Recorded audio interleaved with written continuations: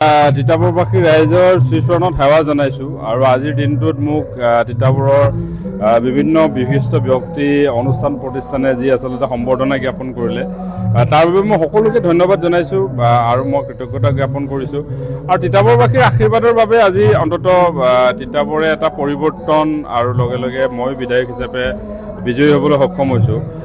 গতিকে তিতাবৰবাসীৰ মৰম, তিতাবৰবাসীৰ আশীৰ্বাদক লগত লৈয়ে আগন্তুক দিনবিলাকত তিতাবৰৰ বাবে কাম কৰি যাম।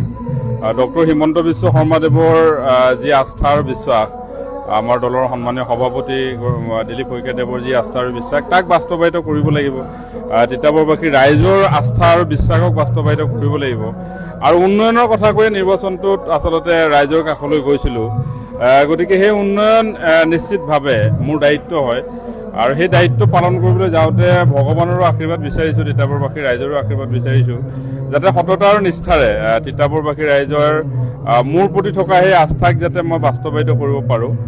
কেতিয়াও যাতে কোনো কাৰণতে মই এজন বিধায়ক হিচাপে কাকো মনো কষ্ট নিদিওঁ, সকলোৰে লগত যাতে এটা সুসম্পৰ্ক যিধৰণে আগত আছিলোঁ ঠিক তেনেকৈ যাতে থাকিব পাৰোঁ, সেইটোৱে বিচাৰিছোঁ। আচলতে বিধায়ক বুলি যেন মই কিবা এটা বেলেগ হৈ যোৱা নাই, সেই নিজক একেদৰে ৰখাৰ প্ৰয়াস কৰিম।